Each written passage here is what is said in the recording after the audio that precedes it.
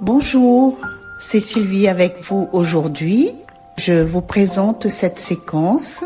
Nous sommes le lundi 18 mars, 5e semaine de Carême. Aujourd'hui, nous fêtons Saint Brolion.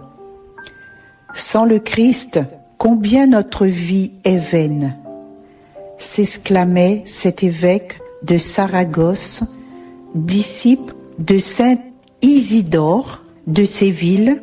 Il fut comme son maître, un grand érudit. Je souhaite également toutes les personnes un joyeux anniversaire nées en ce jour.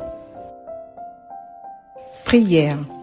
Seigneur Dieu, tu nous combles de toute bénédiction par la richesse inexprimable de ta grâce. Fais-nous passer de ce qui ne peut que vieillir à ce qui est nouveau, et nous serons préparés à la gloire du royaume des cieux. Par Jésus, le Christ notre Seigneur. Amen. Souffle, souffle de Dieu, nous t'accueillons. Viens purifier nos cœurs. Oh, souffle, souffle de Dieu, nous t'accueillons. Viens purifier nos cœurs.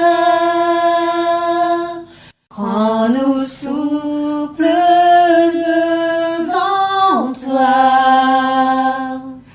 à l'écoute de ta voix. Rends-nous sensibles à ton cœur. Sois le roi, sois le Seigneur. Oh, souffle, souffle de Dieu, nous t'accueillons. Viens purifier nos cœurs. Oh, souffle, souffle de Dieu, nous t'accueillons. Viens purifier nos cœurs. Quand ton peuple s'humilie, renouvelle en lui ta vie. Chasse l'orgueil et la crainte et rends ton Église sainte. Oh, souffle, souffle de Dieu, nous t'accueillons. Viens purifier nos cœurs. Oh, souffle, souffle de Dieu, nous t'accueillons. Viens purifier nos cœurs.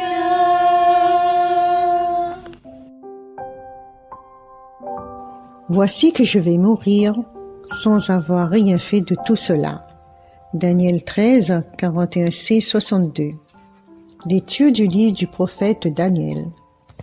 En ces jours-là, le peuple venait de condamner à mort Suzanne. Alors elle cria d'une voix forte. Dieu éternel, toi qui pénètres les secrets, toi qui connais toutes choses avant qu'elles n'arrivent, tu sais qu'ils ont porté contre moi un faux témoignage. Voici que je vais mourir sans avoir rien fait de tout ce que leur méchanceté a imaginé contre moi. Le Seigneur entendit sa voix comme on la conduisait à la mort. Dieu éveilla l'esprit de sainteté chez un tout jeune garçon nommé Daniel. qui se mit à crier d'une voix forte, « Je suis innocent de la mort de cette femme. » Tout le peuple se tourna vers lui et on lui demanda, « Que signifie cette parole que tu as prononcée? » Alors, debout au milieu du peuple, il leur dit, « Fils d'Israël, vous êtes donc fous? Sans interrogatoire, sans recherche de la vérité, vous avez condamné une fille d'Israël.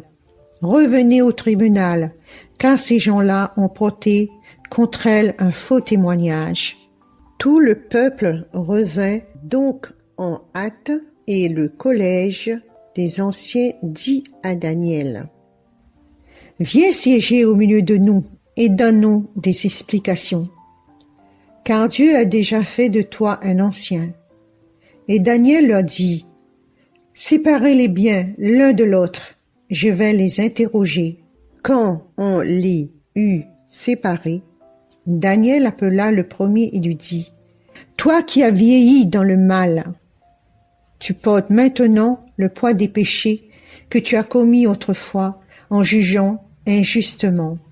Tu condamnais les innocents et tu acquittais les coupables, alors que le Seigneur a dit, « Tu ne feras pas mourir l'innocent et le juste. » Eh bien, si réellement tu as vu cette femme, dis-nous sous quel arbre tu les as vus se donner l'un à l'autre. Il répondit, « Sous un sycomore. » Daniel dit, « Voilà justement un mensonge qui te condamne.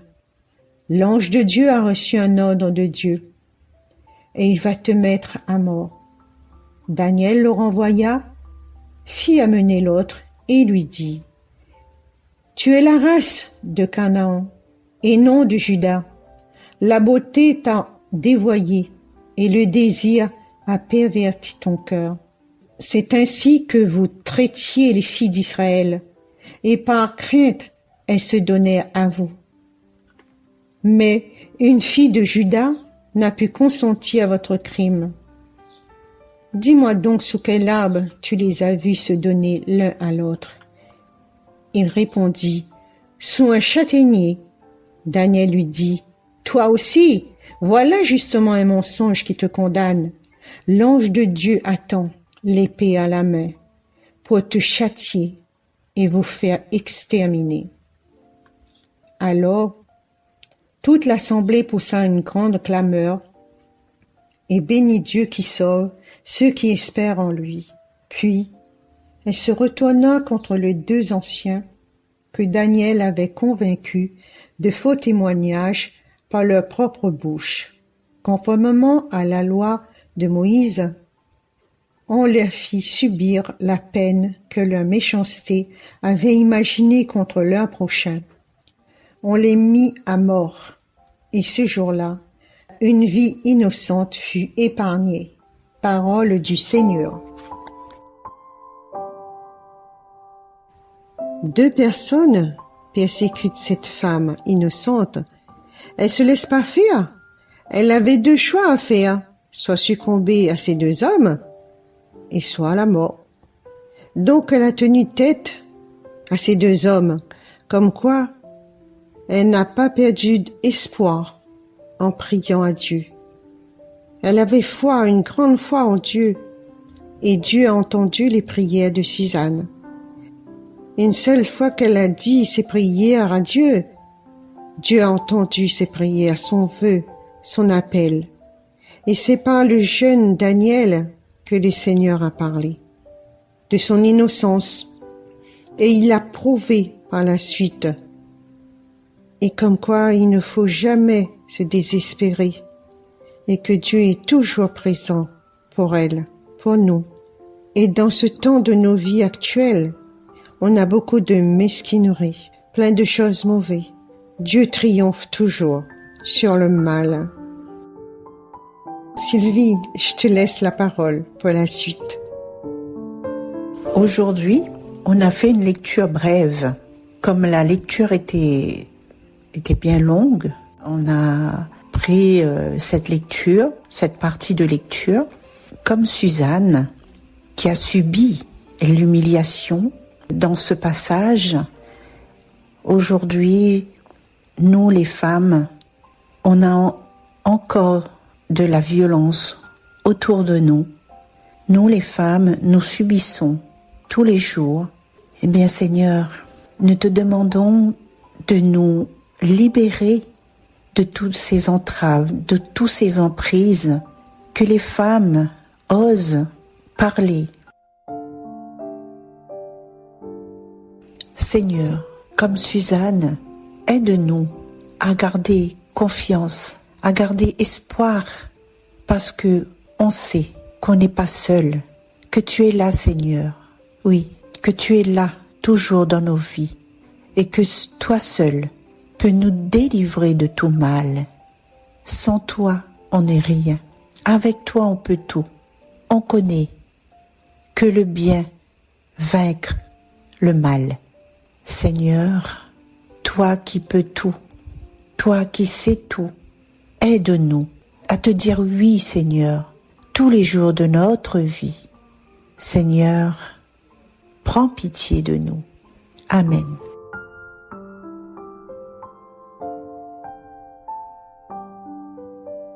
Si je traverse les ravins de la mort, je ne crains aucun mal, car tu es avec moi, Seigneur. Le Seigneur est mon berger, je ne manque de rien. Sur des prés d'herbes fraîches, il me fait reposer.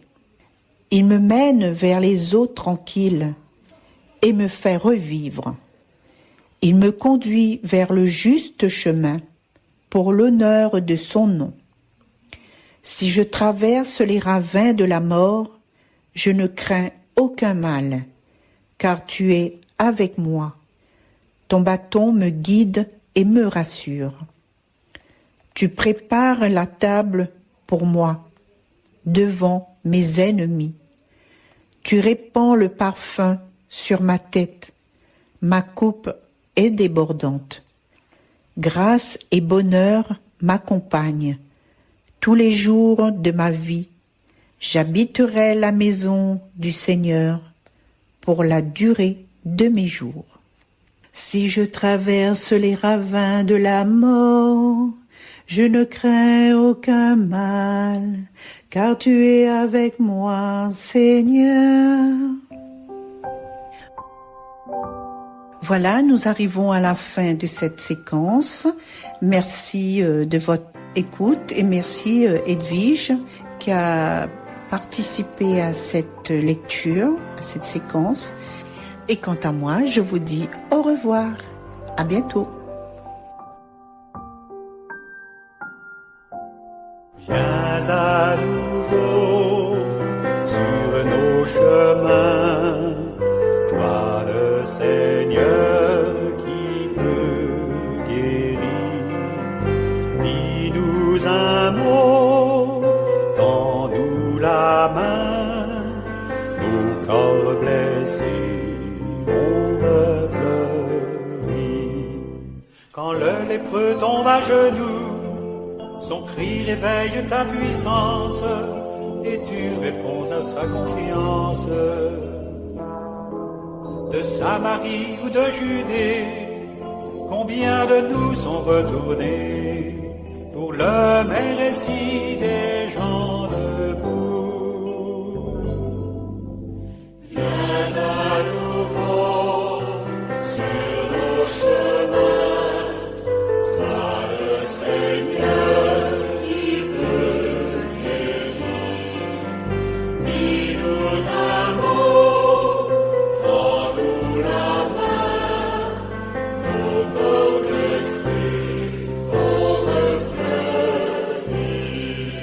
Où